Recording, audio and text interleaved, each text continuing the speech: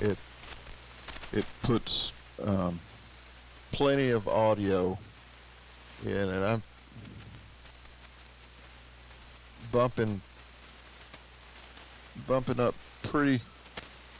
Looks like 100% positive and 100% negative, so I'm not overdoing it, but it's very dense audio, and it's about all this mod transformer and all this stuff in the 20V2 wants right now. I think I don't want to press it too hard. I don't have too many spare parts.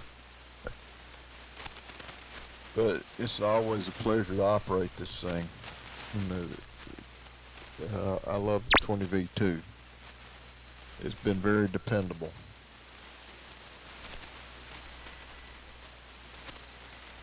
But tell me about your solid state amp. I can't remember much about that, and it sounds interesting to me, and it's really doing a good job as far as power output.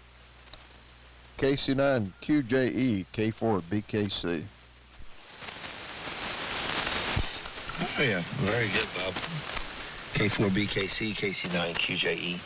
Yeah, I've got an AM Pro 2 also. I'm not on it tonight, but I do have one of Robert's AM Pro 2s. I've had it for a couple years now, I guess. I don't remember, 2-3 years. So anyway, they do a good job for sure. And there is several of them around now. I bet he's probably got a dozen of them out there, at least I imagine. He's built several of them. Excuse me. My solid state amp is a Prometheus. That's built by Distronics, and it's a big 2-piece amp. It's about it's just right about 200 pounds is what it weighs. It's a beast for a solid state amp, and it's 100% duty cycle in all modes. So I don't know. It's the one that, however many years ago it was that this thing was released, I can't remember, 2005, I think, or 6, something like that.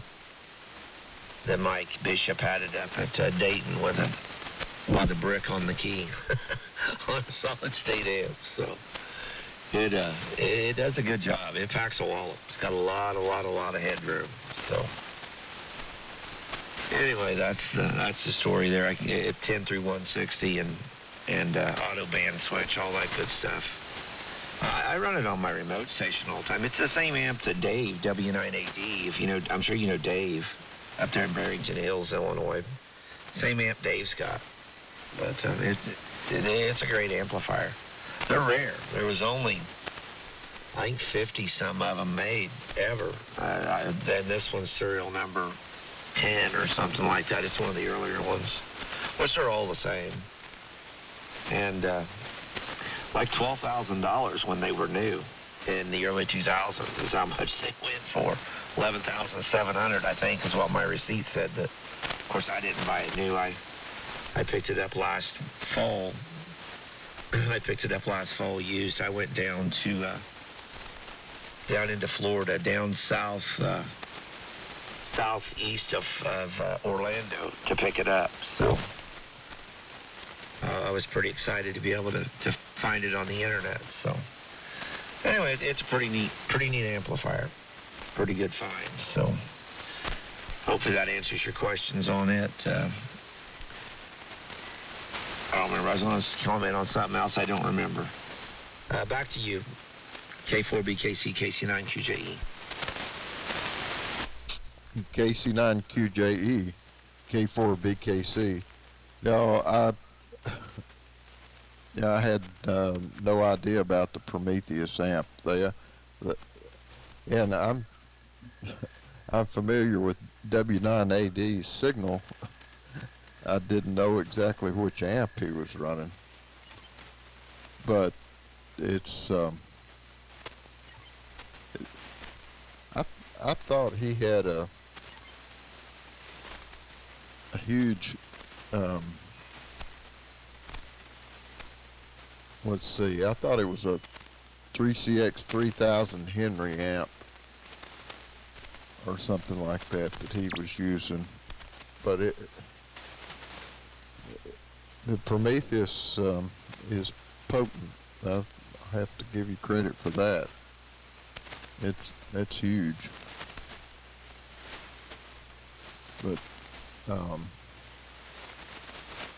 how did you manage getting your 160 meter antenna up? Is it on on towers, or how did you do that? Back to you, Tim.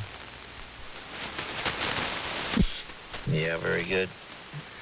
Well, it's supported by trees. And Dave does have an 8K Ultra. If he's home, I think a lot of times he's on the 8K. If he's got the amp turned on, he's normally on it when he's home. But if he's gone, and he's on an amp, it's always the Prometheus. So if he's remoting from somewhere, and the Prometheus is what I mainly use whenever I'm remote as well. So yeah, but he does have an 8K Ultra that he uses as well. So yeah, it's supported by trees. 6 trees to be honest. There's 6 trees holding it up. Very big, great big. 575 foot. But 60 feet is what it is. So, and it's fed with open wire line. Comes down to a bank of tuners. There's a bank of tuners out in the yard that in a waterproof enclosure that I switch between. Actually, it's a bank of Robert monoband tuners is what it is, link coupled tuners, and I remotely switch between the tuners, between the 40, 75, or 160 tuner to be able to be on the. Sorry, my dog come here got me distracted. But I remotely switch which tuner I'm on, depending on which band I want to go, even whenever I'm remote. So anyway, that's the story on how the antenna's set up. It works pretty good. The loop does a pretty good job. I can't complain. Definitely the best antenna I've ever had here. Back to you, Bob. KC9QJE. Yeah, KC9QJE, K4BKC. That's impressive. I've got some room out in the back side of my property here where I could put a 160 meter loop up, but it would be, I'd have to, there's a power line that goes through just behind the house here, goes across my property, and the part of the back side of the yard that I would be able to put a loop up, I would have to bury some feed line to go under the power line, and then somehow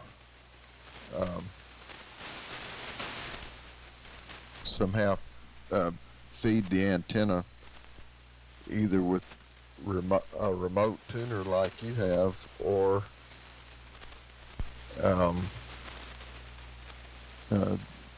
directly up in coax feed the antenna. And I'm really addicted to link couple tuners and open wire. I really love how low loss it is, and how well it tunes everything. Right now I've got a non-resonant doublet that's 135 feet long, and it works well on 75 and 40, and I could tune it on 160, I guess, but